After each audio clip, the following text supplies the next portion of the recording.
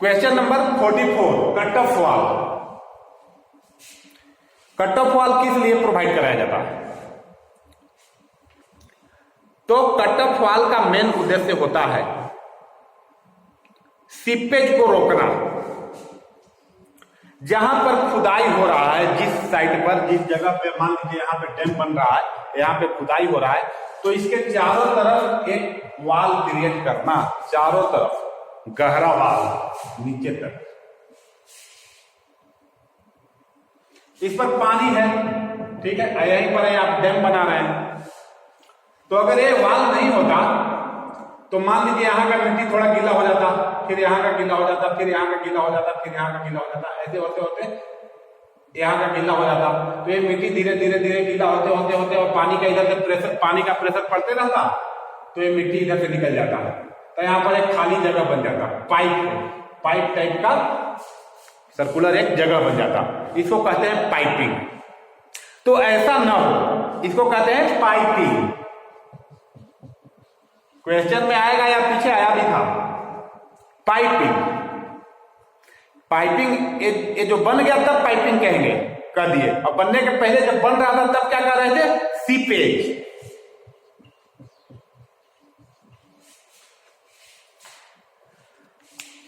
बन रहा था तब सीपेज, और जब पूरी तरह से बन गया, मिट्टी अंदर का बन गया, तो कह दिए piping.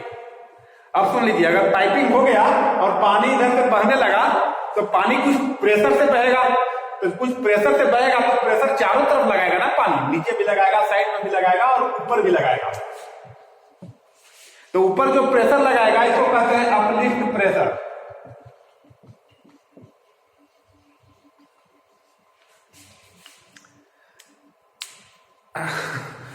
Uplift pressure, piping, seepage. पहला काम हुआ सीपेज के बाद जब फिनिश हो गया तो इस आकार को हम बोल दिए पाइपिंग हो गया। और जब पाइपिंग हो गया तो अपलिफ्ट प्रेशर लगने लगा। अब क्या होगा? जब प्रेशर लगने लगा तो ये आपका स्लाइड भी कर सकता है, पलट भी सकता है।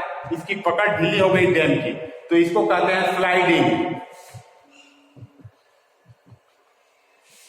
मतलब सारी चीज एक ही है। इन चीजों को रोकने के लिए, इनको प्रिवेंट करने के लिए,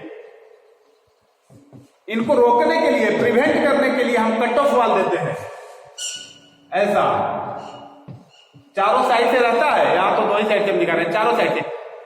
अगर ये वाल दे दिए कंक्रीट का, तो अब अगर सीपेज करना होगा यहाँ के पानी को, तो पहले तो यहां खुदाई करेगा पानी धीरे धीरे, फिर यहां करेगा, फिर यहां जाएगा, ऐसे जाएगा, फिर आएगा ऐसे, फिर ऐसे जाएगा। ये लंबाई बढ़ गई कि नहीं? पाइपिंग की लंबाई या सीपेज की लंबाई बढ़ी कि नहीं? लंबाई बढ़ी मतलब ज्यादा होना चाहिए, तो इसकी संभावना कम हो गई। ये सीपेज हो इतना लंबा, इसकी संभावना कम हो गई, बजाय इस वाले की इतनी लंबाई की। तो ये चारों सही हो, चार चीजें हैं। सीपेज को रोकने के लिए, पाइपिंग को रोकने के लिए, अपलिफ्ट प्रेशर को रोकने के लिए, और स्लाइडिंग को, डैम की स्लाइडिंग को रोकने के लिए। समझ गया कट ऑफ वाल? लेकिन आपके ऑप्शन में क्या कहता है? Check piping. पहला ऑप्शन है चेक पाइपिंग, मतलब पाइपिंग को रोकने के लिए, तो सही बात है। दूसरा ऑप्शन है चेक इरोजन, इरोजन को रोकने के लिए, तो ये भी सही है। भाई ये इरोजन ही तो हो रहा था, लिख दिए, चलिए इरोजन। तीसरा ऑप्शन है increase possibility of increasing, possibility of erosion, मतलब इरोजन की संभावना को बढ़ाने के लिए हम इसको कर रहे हैं क्या? तो नहीं, घटाने के लिए। तो तीसरा ऑप्शन गलत है। चौथा है प्रोवाइड वियर एरिएशन। वियर जो है स्ट्रक्चर है, इसको हवा देने के लिए, हवा की क्या जरूरत है? तो ये भी गलत है। लेकिन पहला दूसरा दो ऑप्शन सही है। टू चेक पाइपिंग और दूसरा है टू चेक इरोजन। अच्छा, बोथ, कहीं भी ऑप्शन में बोथ है नहीं, तो हमारा सबसे ज्यादा सुटेबल होगा पहला, टू चेक पाइपिंग। इरोजन तो कम होता है, इस डैम को खतरा ज्यादा पहुंचाता है। इरोजन तो थोड़ा बहुत मिट्टी होगा, खतरा ज्यादा, पाइपिंग की वजह से डैम ही पलट जाता है, डैम ही कमजोर हो जाता है।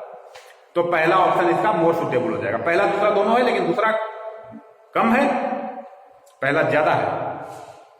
वही पहले के जगह पर बाकी के स्लाइडिंग रहते, अपलिफ्ट प्रेशर रहता, इरोजन रहता और ऑल होता, तो ऑल को मारते। समझ गए बात? तो 44 का पहला। 45 नंबर क्वेश्चन कहता है the stilling basin with chute spillway is provided for. Chute spillway जो हम आपको अभी बता रहे थे कि ये डैम है, डैम ऐसा ऐसा आप देखे होंगे कभी ऐसा ढलान, ये डैम है। डैम के बाद काफी लंबा स्लोपी सरफेस होता है, काफी लंबे स्लोपी सरफेस को ही क्यूट स्पाइलवे कहते हैं। स्पाइलवे मतलब जाने का रास्ता, पानी को जाने का रास्ता। क्यूट स्पाइलवे इसका नाम दे दिया गया। इसके नीचे यहां पर देखेंगे कंक्रीट का सरफेस है, ठीक है। जब पानी इधर से आएगा तो आने के बाद पानी ऐसे उछाल मारेगा, इतना पानी का लेवल यहां इतना गहरा हो जाएगा, यहां पे खाली रहेगा, फिर यहां से पानी उछाल मार के इतना गहरा होता है और पानी यहां पर रुक जाता है। तो क्यूट स्पाइलवे करता क्या है, यहां पे तो पानी काफी प्रेशर में आ रहा है, सुपर क्रिटिकल फ्लो है, यहां आकर के सब क्रिटिकल हो गया। तो ये स्टेलिंग बेसिन का काम है। स्टेलिंग बेसिन में जैसे ही पानी आता है तो सुपर क्रिटिकल से सब क्रिटिकल में बदल जाता है। सब क्रिटिकल का मतलब अस्थायी हो जाता है, पानी की गहराई बढ़ जाती है, डेप्थ बढ़ जाता है और वेलोसिटी कम हो जाता है। तो क्या हुआ यहां पर, एनर्जी बर्बाद हुआ ना, काइनेटिक एनर्जी का डिसिपेशन होता है, काइनेटिक एनर्जी बर्बाद होता है। तो ऑप्शन है एनर्जी फॉर्मेशन। क्या एनर्जी बन रहा है यहां? एनर्जी फॉर्मेशन का मतलब काइनेटिक एनर्जी का फॉर्मेशन तो नहीं, तो पहला ऑप्शन गलत। दूसरा ऑप्शन है एनर्जी डिसिपेशन, मतलब एनर्जी का बर्बाद होना, डिसिपेट होना। किसका, कौन सा एनर्जी? Kinetic energy. तो ये सही ऑप्शन है दूसरा, एनर्जी डिसिपेशन। तीसरा है डिस्चार्ज मेजरमेंट। ये क्यूट स्पाइलवे डिस्चार्ज थोड़ी मेजर करता है, क्यूट स्पाइलवे आराम से सेफली पानी को कन्वे कराता है। और चौथा ऑप्शन है वेव फॉर्मेशन। तो वेव फॉर्मेशन भी आंसर नहीं है, तो इसका सही आंसर हो जाएगा ऑप्शन नंबर 2।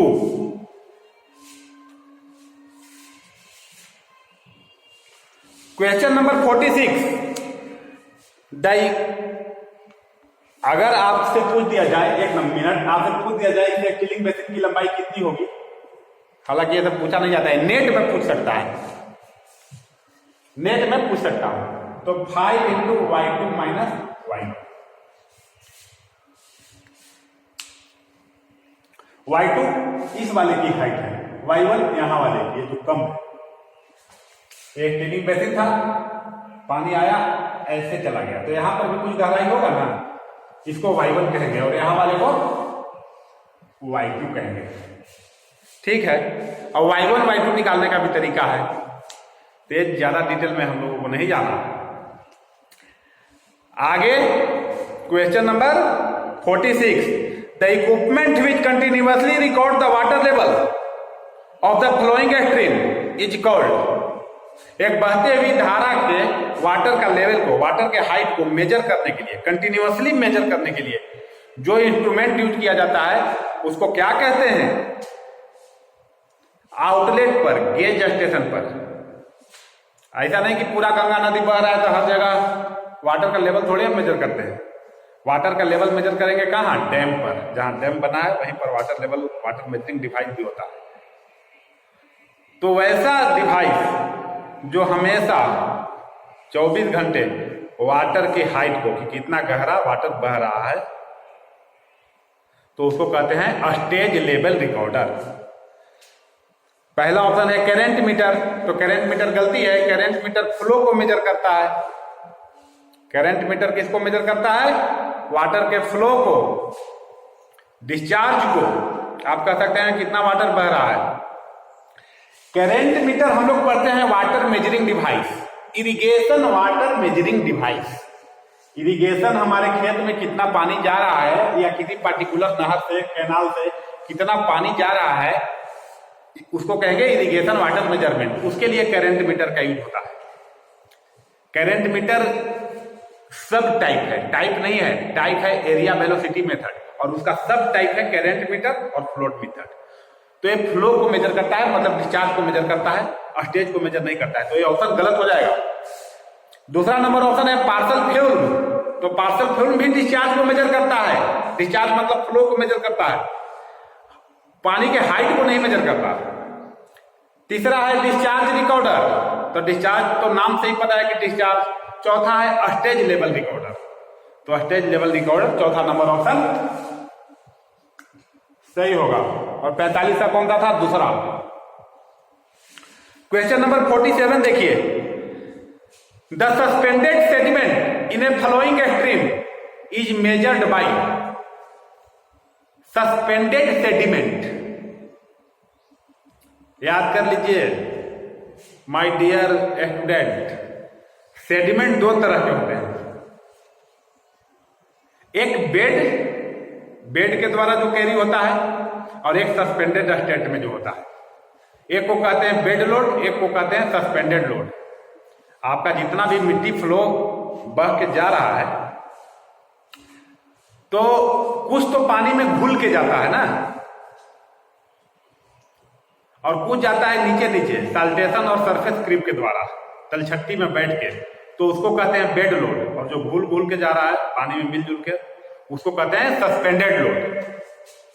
अब दोनों के मेजर करने के लिए सस्पेंडेड लोड और बेड लोड, सस्पेंडेड सेडिमेंट या बेड सेडिमेंट, दोनों के नापने के अलग अलग इंस्ट्रूमेंट बने हैं।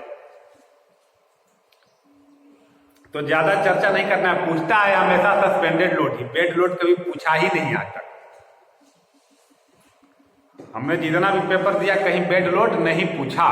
लेकिन चलिए देखते हैं आगे ऑप्शन क्या है। ऑप्शन है पहला स्टेज लेवल रिकॉर्डर, तो भाई अभी हम पढ़े स्टेज लेवल रिकॉर्डर पानी के हाइट को मेजर करता है, सेडिमेंट को नहीं।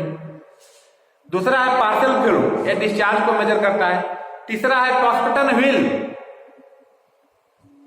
तो कॉस्कटन व्हील हमको अगर नहीं पता है तो इसको छोड़ देंगे, आगे बढ़ेंगे। चौथा है सिपोल्टी वियर, तो वियर जो है ना, जहां पर वियर लग गया, वियर भी नोच ये सब लग गया, वो सब तो डिस्चार्ज को मेजर करते हैं। Cipolletti weir, rectangular weir, contracted weir, 90 degree V notch, ये सब डिस्चार्ज मेजरिंग इंस्ट्रूमेंट है। One side contracted, two side contracted, rectangular, Cipolletti, 90 degree V notch, these are the discharge measuring instrument. Event neglect हो गया। जो third number option था कॉस्कटन wheel sampler, ये नहीं पता था, तो हम अंदाज से भी इसको मार देंगे। अगर बाकी ऑप्शन छांट लें हम कि डिस्चार्ज मेजर करता है, तो इसको अंदाज से मार लेंगे। और अगर अंदाज से ना मारें तो सही भी यही तरीका है, Coshocton wheel sampler, option number third.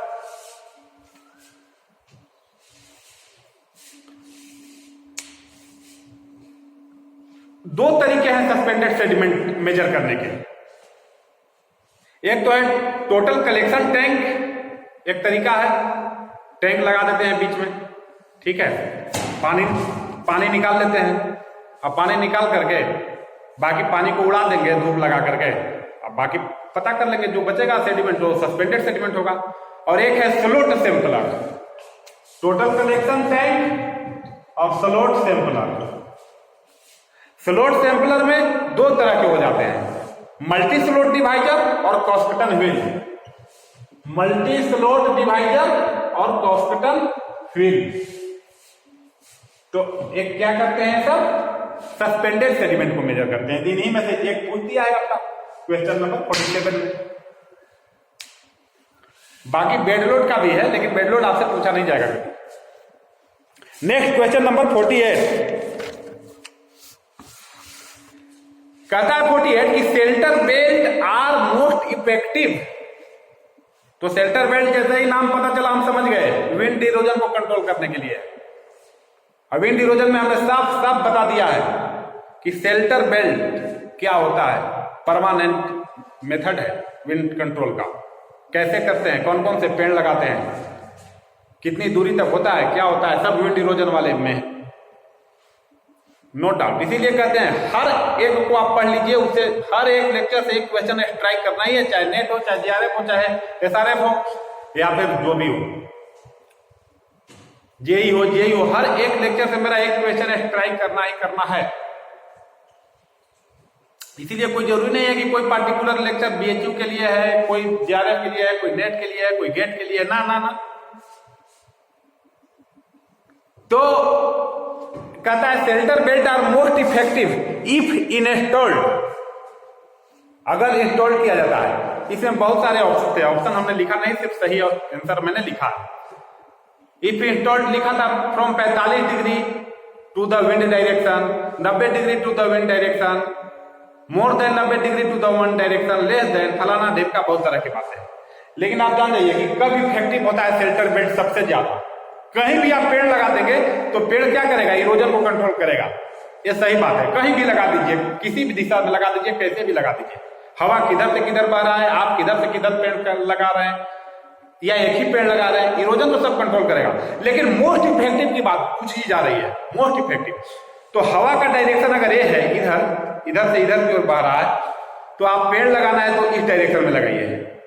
एक पेड़ यहां लगाइए, फिर एक यहां लगाइए, फिर एक यहां लगाइए, ऐसे 90 डिग्री में। तो इसका ऑप्शन हो जाएगा perpendicular to the prevailing wind direction. Option number चौथा में था ये ऑप्शन, तो ऑप्शन नंबर 4 सही हो जाएगा। और कहीं कहीं किताब में भी, गाइड में भी गलत लिख देते हैं लोग, या गलत लिख देते हैं या फिर गलत टाइप हो जाता है। तो हम तो गलत टाइप पढ़ के और गलत बहुत सारा कर देते हैं। इसीलिए हर क्वेश्चन की रिसर्च की जरूरत है। और ज्यादा नहीं, 200 क्वेश्चन करवाएंगे, सॉइल वाटर कंजर्वेशन फिनिश हो जाएगा। कोई भी कंपटीशन में आपसे छूटेगा नहीं, 80% 90% क्वेश्चन नहीं छूटेगा। इतना चिल्लाने का ये फायदा है। कहीं कहीं आपसे ये भी फॉर्मूला में पूछ दिया जाएगा कि अगर विंड इस दिशा में बह रहा है, आपने ऐसे शेल्टर बेल्ट लगा दिया, यूकेलिप्टस का पेड़ यहाँ यहाँ यहाँ यहाँ हर जगह लगा दिया, तो ऐसे पेड़ खड़ा हो गया, ठीक है, यहाँ यहाँ यहाँ पेड़ खड़ा है। ये आगे कितनी दूरी तक के एरिया को, कितनी दूरी तक प्रोटेक्शन करेगा, कितनी दूरी तक का मिट्टी विंड के चक्कर में नहीं पड़ेगा, विंड से इरोजन नहीं होगा, कितनी दूरी तक के मिट्टी का। तो उसका फॉर्मूला है D बराबर 17 into H, distance of full protection बराबर 17 इंटू हाइट किसका, पेड़ का, शेल्टर बेल्ट के पेड़ का, into maximum wind minimum wind velocity बटा actual wind velocity into cos theta. इस लेक्चर में है।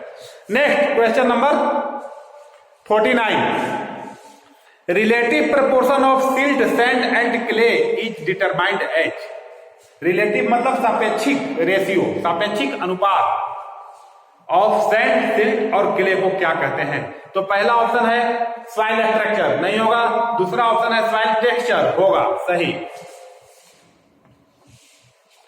तीसरा है सॉइल सीरीज, चौथा है सॉइल स्ट्राटिफिकेशन। तो बच्चों सॉइल स्ट्रक्चर का डिफिनेशन भी यही होता है, exact definition. The relative proportion of sand, silt and clay in the soil is called soil structure. Soil texture. Soil texture का हिंदी मतलब होता है मृदा कण का आकार या मृदा कणाकार, ठीक है। तो जिस कण को बांट दिया गया है सिल्ट, सैंड, क्ले में आकार के आधार पर, तो जिसका रेशियो ज्यादा है, अगर मान लीजिए कि ज्यादातर पार्टिकल उसमें बड़े बड़े हैं, सैंड के आकार में आ जाते हैं, तो उसको सैंडी सॉइल कह देते हैं। छोटे छोटे हैं ज्यादातर, मोस्ट ऑफ द। अब कहिए कि हम अपने हिसाब से कैसे कह देंगे। कोई आपने सैंपल दिया, उसमें 20% क्ले है, 40% सिल्ट है और 40% सैंड है, तो आप कह देंगे गुरुजी ये सैंडी सॉइल है। और एक दूसरा चेला कह देगा ये सिल्टी सॉइल है, क्योंकि दोनों 40-40 है बड़े वाले, और एक तो 20% है ना, 40-40 80 और 20-100। तो झगड़े की बात हो जाती है। तो झगड़ा नहीं करना है। एक यूनाइटेड सॉइल साइंस डिपार्टमेंट जो है, या ISS international soil science department, उसने अपना एक तरीका बताया है। उस तरीके के हिसाब से हम निकाल लेते हैं कि टेक्सचर कौन सा है, किस टाइप का सॉइल है, ठीक है। अब जरा सॉइल स्ट्रक्चर को देख लीजिए। तो सॉइल स्ट्रक्चर जानते हैं किस टाइप का होता है। सॉइल स्ट्रक्चर किसको कहते हैं? Arrangement of primary soil particle and their aggregate. Arrangement of primary soil particle. Arrangement क्या है पार्टिकल का? उसमें था प्रपोर्शन, टेक्सचर में क्या था? प्रपोर्शन। इसमें है अरेंजमेंट सॉइल स्ट्रक्चर में। सॉइल स्ट्रक्चर कितने तरह के होते हैं? Plate like structure, prism like structure, block wise structure, sphere के टाइप का स्ट्रक्चर, ठीक है। सबसे मोस्ट इंपोर्टेंट क्वेश्चन आपसे पूछा जाएगा स्फीयर टाइप में एक होता है ग्रेनुलर स्ट्रक्चर और एक होता है क्रुम्बली स्ट्रक्चर। ग्रेनुलर स्ट्रक्चर का पोर स्पेस कम होता है और क्रुम्बल का पोर स्पेस ज्यादा होता है। खेती के लिए सबसे बढ़िया स्ट्रक्चर होता है क्रुम्बली स्ट्रक्चर। यहां से क्वेश्चन पूछा जाता है, नेट में हमेशा पूछा है, हमें याद है, तब हम रटा करते थे। लेकिन जितने भी टाइप के स्ट्रक्चर हैं उसमें स्फीयर टाइप का जो स्ट्रक्चर है, स्फीयर के आधार पर ग्रेनुलर और क्रुम्बल का पूरा स्पेस ज्यादा होता है, इसलिए सबसे बढ़िया खेती के लिए होता है। बाकी सब आपके काम का नहीं है, प्लेटी, प्रिज्म, ब्लॉक और स्फीयर। ठीक है, तो इसका ऑप्शन नंबर हो जाएगा 2। ठीक है, लिख दिए। क्वेश्चन नंबर 50 कहता है the pressure of soil water above water table.